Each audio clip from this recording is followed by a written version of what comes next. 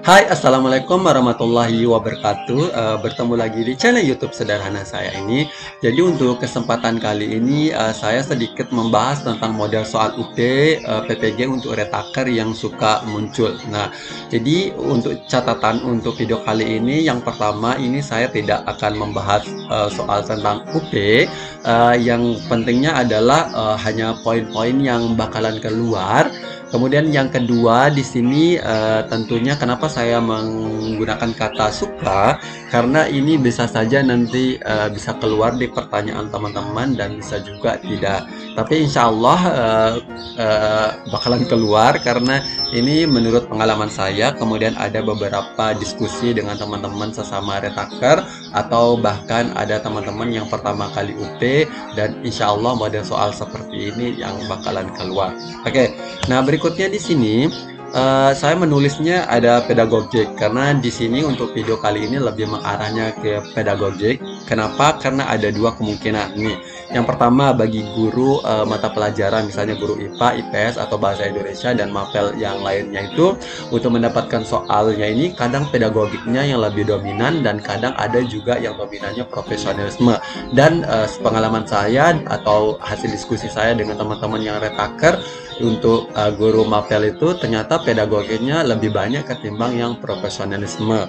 Nah, yang keduanya adalah untuk guru PGSD-nya ini ada beberapa kemungkinan juga. Yang pertama mungkin pedagogik dan profesionalisme itu 50-50. Nah, yang berikutnya kadang pedagogiknya yang lebih banyak, kadang profesionalisme yang banyak. Nah, jadi ini tergantung bagaimana soal yang kita dapatkan ketika kita mengikuti UP. Oke, nah karena ini videonya terkait dia dengan pedagogik, jadi ada beberapa poin di pedagogik yang perlu teman-teman pelajari lebih detail supaya nanti soalnya bisa teman-teman jawab. Oke, untuk soal UP retaker untuk PPG ini, yang pertama kategori pertama itu ada tentang KD, indikator, dan tujuan pembelajaran. Sekarang kita mulai terkait dia dengan KD dan indikator. Nah, ini untuk hal yang ini soal UP, bahkan kita yang pertama kali UP pun ini suka muncul juga. Jadi KD dan indikator itu model soalnya itu yang pertama kadang KD-nya udah diketahui, tapi yang ditanyakan kadang indikatornya. Kemudian yang kedua ada indikator yang sudah diketahui tapi KD-nya kita tidak ketahui. Nah, bagaimana caranya kita menjawab? Tentu ini harus kita mempelajari tentang taksonomi belum, atau istilahnya adalah kata-kata operasional. Dan yang paling poin pentingnya adalah di dalam taksonomi belum itu adalah di bagian ranah kognitifnya. Karena yang suka muncul itu adalah terkait dia dengan C1-nya, C2-nya, C3-nya sampai dengan C6-nya. Dan ini tentu kita harus bukan menghafal sih, tapi perlu kita memahami tentang C1, C2 dan seterusnya, karena ada beberapa kata-kata operasional yang tidak muncul di istilahnya di taksonomi belum yang kita dapat di internet itu tidak tercantum. Tapi nah kira-kira itu masuknya ke ranah yang mana atau kognitif di bagian mana, apakah C1 atau sampai dengan C6. Nah, jadi ini perlu teman-teman pahami karena kategori soal yang pertama ini suka muncul juga ya. Berikutnya di sini kategori pertamanya masih di sini juga tujuan pembelajaran ini juga suka muncul. Bahkan di UP saya yang pertama kali itu tujuan pembelajaran itu ada beberapa soal yang muncul. Dan bagaimana cara kita bisa menjawabnya? Tentu untuk tujuan pembelajaran ini tidak terlepas dari KD dan indikator juga. Tapi di sini ketika yang ditanyakan adalah tujuan pembelajaran, tentu teman-teman harus memahami tentang unsur-unsur ABCD, di mana unsur-unsur ABCD itu yang pertama adalah audiensnya, yang kedua adalah B-nya adalah behavior, yang C-nya adalah condition, yang D adalah degree. Dan ini perlu dipahami. Kenapa perlu dipahami? Karena optionnya itu terkadang mirip ya. Kadang mirip banget di antara A, B, C, D, E-nya itu kadang mirip. Jadi perlu kita pahami apakah di dalam tujuan pembelajaran itu ada unsur-unsur A, B, C, D yang disertai. Oke, next kita ke kategori kedua, jadi model soalnya itu kategori keduanya itu lebih ke model pembelajaran. Nah, jadi untuk model pembelajaran ini kan banyak. Nah, jadi perlu teman-teman mempelajari. Nah, tapi sepengalaman saya, kemudian hasil diskusi saya dengan beberapa teman juga, yang suka muncul itu yang pertama ini ada inquiry, kemudian ada PBL, kemudian ada PBJL, dan ada juga discovery learning. Nah, kalau yang UP pertama kali itu ada juga pendekatan saintifik juga keluar, tapi di akhir-akhir ini yang terkait dia dengan retaker itu yang sering muncul ya ini inquiry, PBL, PBJL, dan discovery learning ini.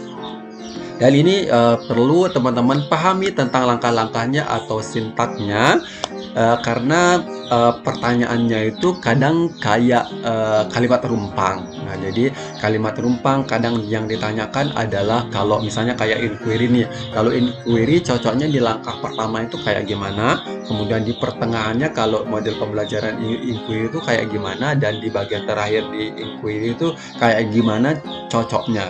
Dan ini tentu perlu kita kuasai, perlu kita pahami supaya kita bisa tentunya bisa menjawab pertanyaan yang ada di soal UP tersebut.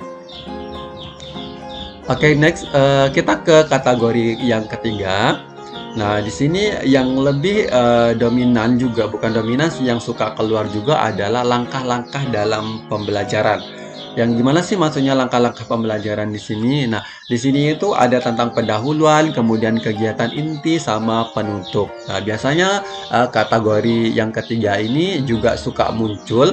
Jadi biasanya yang ditanyakan juga kayak kalimat rumpang tersebut. Kira-kira pendahuluan di pembelajaran atau di KD ini cocoknya yang kayak gimana? Atau kadang juga di kegiatan intinya juga dirumpangkan. Kira-kira cocok di kegiatan inti ini apa? Kemudian di penutupnya ini kira-kira cocoknya apa. Nah, di kategori ketiga juga ini di bagian langkah-langkah pembelajaran ini juga bukan menggunakan kalimat rumpang juga, tapi kadang memang disebutkan juga langkah-langkah dalam pembelajaran. Misalnya di pendahuluannya kayak gini, ini cocoknya di bagian mana sih?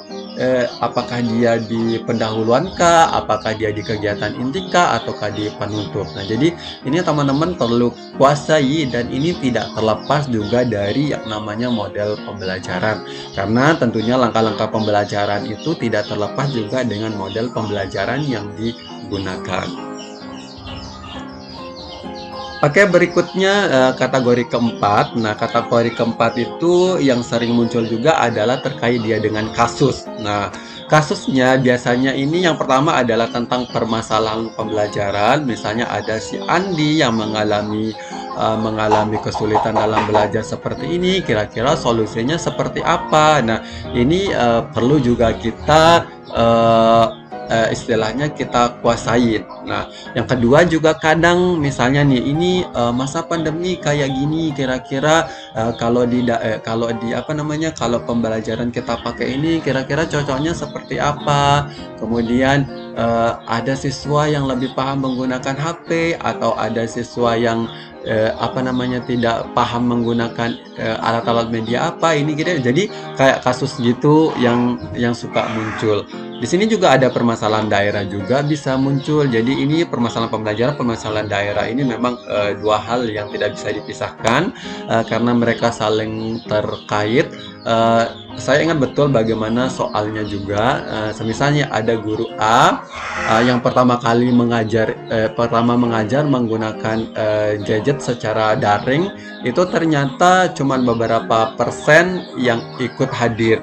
Nah, tapi kalau dia menggunakan luring, ternyata pesertanya lebih naik persennya yang ikut. Nah, atau juga gurunya bisa saja pergi ke daerah siswanya untuk mengajar. Kira-kira bagaimana cara efektifnya ketika menemukan permasalahan kayak gitu. Nah, jadi soal-soal model seperti itu yang keluar yang terkait dia dengan kasus. Nah, Yang perlu dipahami juga untuk kasus kayak ini juga terkadang karena kita masih kondisi COVID-19, jadi ada beberapa keterkaitan dia dengan COVID-19. Tapi itu cuman bahasa dalam uraian atau narasi di soalnya aja. Tapi intinya adalah permasalahan pembelajaran, kemudian permasalahan daerah yang meminta solusi yang baik dalam proses pembelajaran. Nah, jadi sebenarnya untuk kategori kelimanya ini yang mau saya catatkan di sini tentang PTK. Nah, tapi kayaknya saya lupa untuk mencatatnya terkait dia dengan PTK. Jadi teman-teman silakan mempelajari tentang PTK mulai dari rumusan masalahnya, kemudian tentang variabel bebas dan variabel terikat, dan tentang daya beda, taraf kesukaran. Itu tolong teman-teman pelajari, karena kalau kita mendapatkan soal yang dominannya pedagogik, pasti bakalan sering atau suka keluar yang namanya PTK. Oke, jadi intinya di sini adalah ada beberapa 5 kategori yang saya sebut tadi, walaupun di slide ini cuma 4 kategori yang saya catat, tapi apabila teman-teman yang mendengar job saya secara lanjut pasti menemukan poin yang kelima.